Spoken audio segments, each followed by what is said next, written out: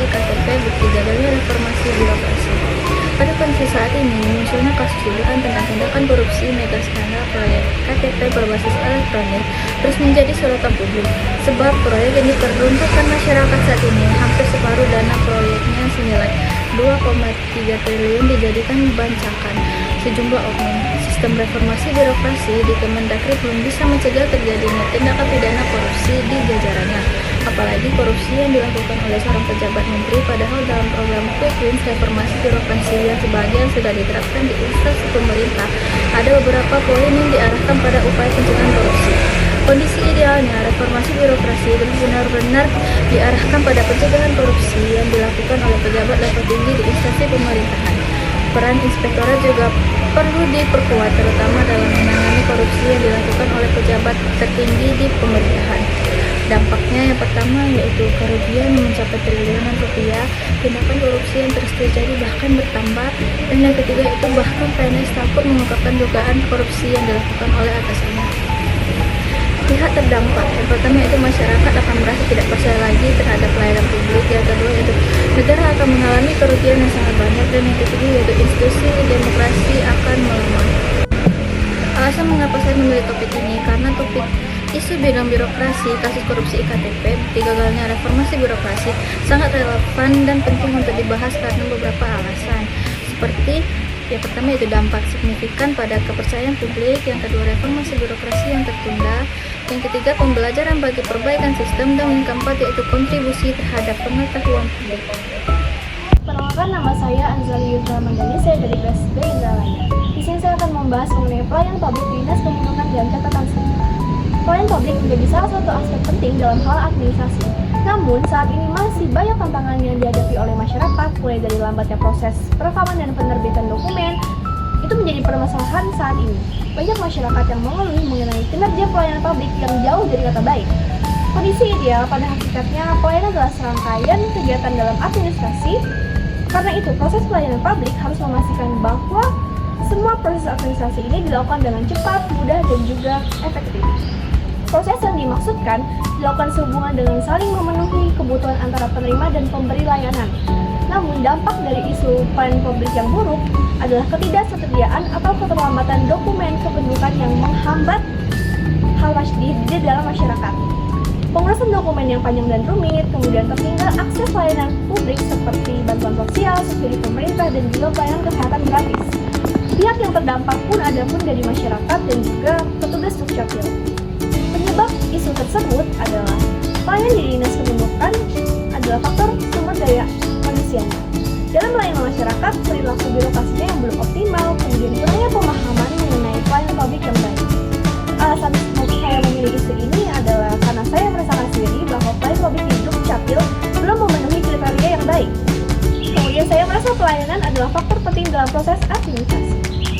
Maka dari itu, pelayanan publik harusnya optimal dan berkualitas, yang mana masyarakat memenuhi kebutuhannya dengan baik. Tingkat kepuasan masyarakat pun penting dalam hal pelayanan. Baik, itu saja yang dapat saya sampaikan. Terima kasih.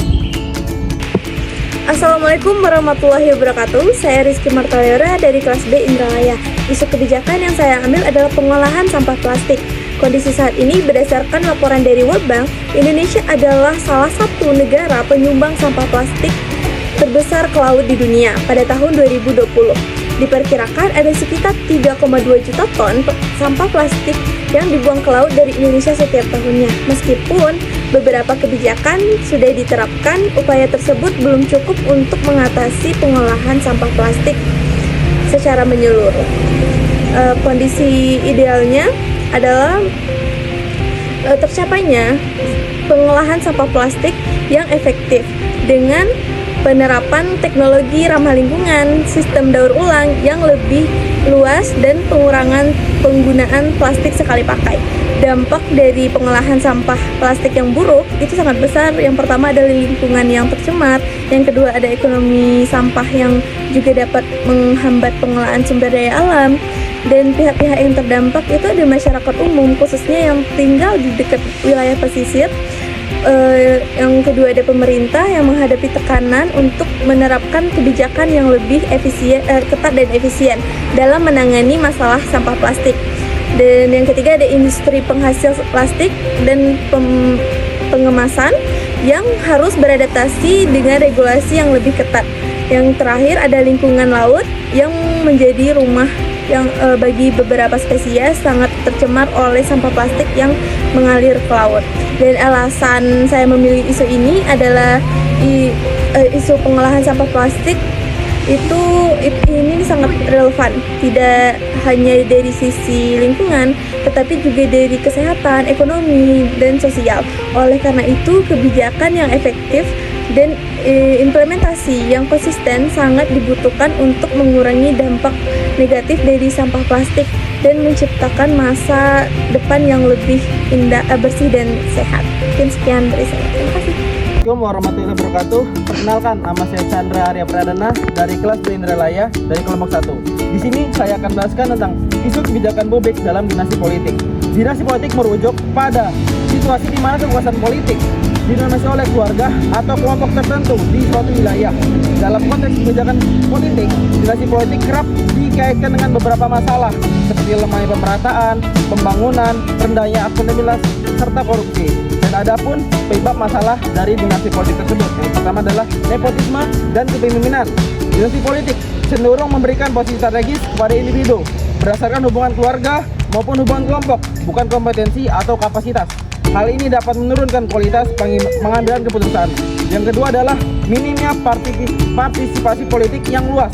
Dominasi keluarga atau kelompok tertentu membatasi ruang bagi individu di luar lingkaran dinasti untuk berpartisipasi dalam proses politik.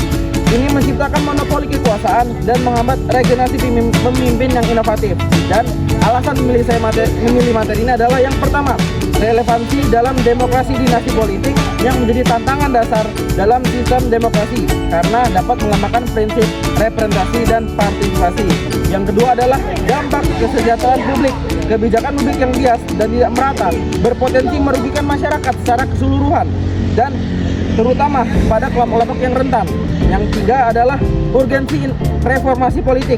Dengan mengangkat isu ini, saya ingin mendorong perdebatan mengenai pentingnya regulasi yang lebih kuat untuk menjaga dominasi politik pada kelompok tertentu.